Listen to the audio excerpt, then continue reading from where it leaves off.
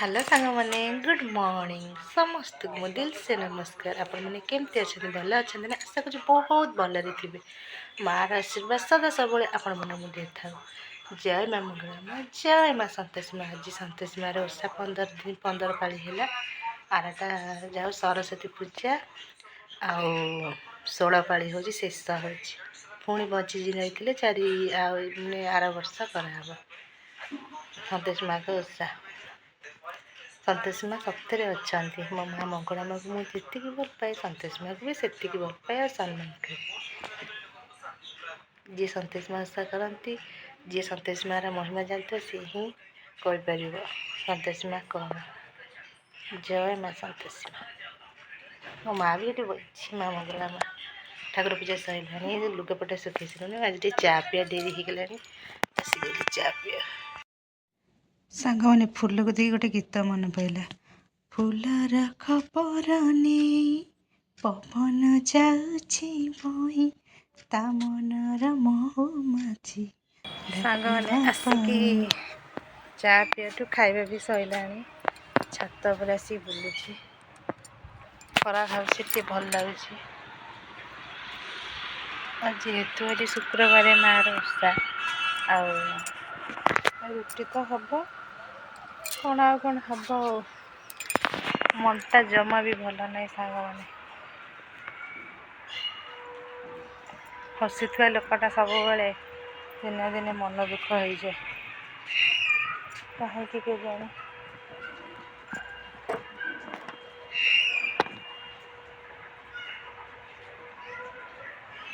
एमती हूँ मो सहित मु कहार किसी क्षति करे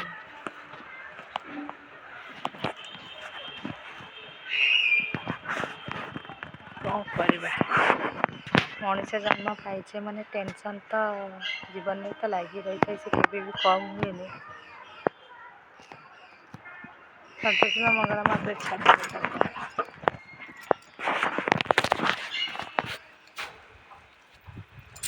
छात पर खरा हो देखु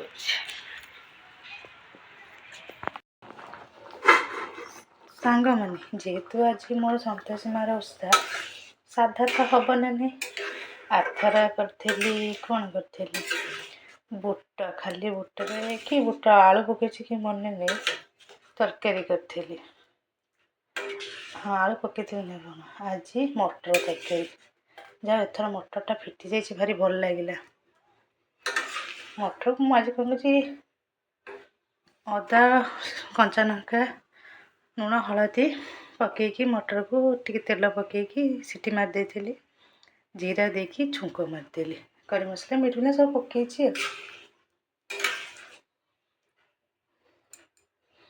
बास्ना तो भल हो रुटी करी ये तावा सेका पछरे जो सेकी तावा से जो सेकार सेकी निआरे प्रतिदेव मोर भात आज करनी आरटार तो सरस्वती पूजा पड़ी बहुत खुशी लगा समस्ते अरुआ खाइबे अरे मन दुख टिके थिला जेहेतु मु ओषाटा करुँची प्रतिदेव भी मानिया दरकार ना सी माना छाड़ बाहर तो अच्छा घरे जेहेतु पूजुनी ना पदारे पूजुची से धरेनी कि लास्ट पलटा धरिया ना पूरा डालमा भाया देखा जाए डालमा कि बास्ना मस्त अच्छे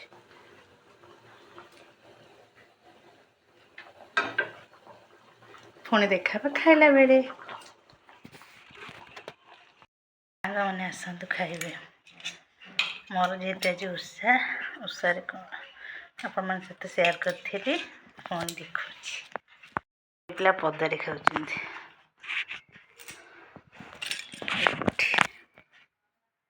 रुटी दीटा मटर तरकारी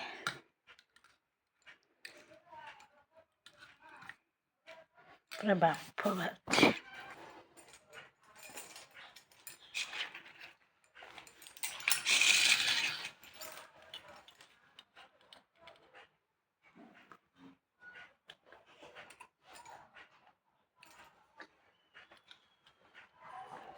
आज मटर सब फिटी जाइए खा मटरटा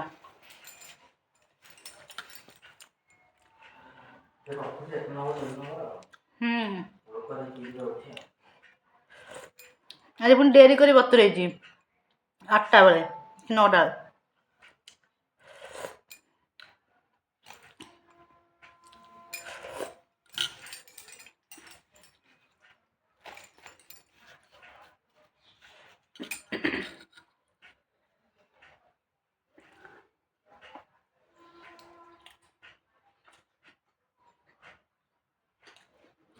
ସେ ପଦାରେ ଖାଉଛନ୍ତି ମୁଁ ଭିତରେ।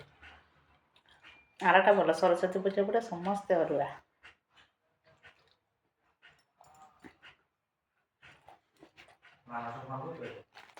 ନା ତମ କଥା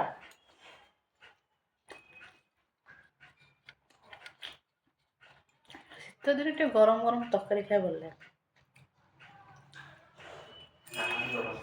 କ'ଣ କହିଲ? ଗରମ କରିଦେବା।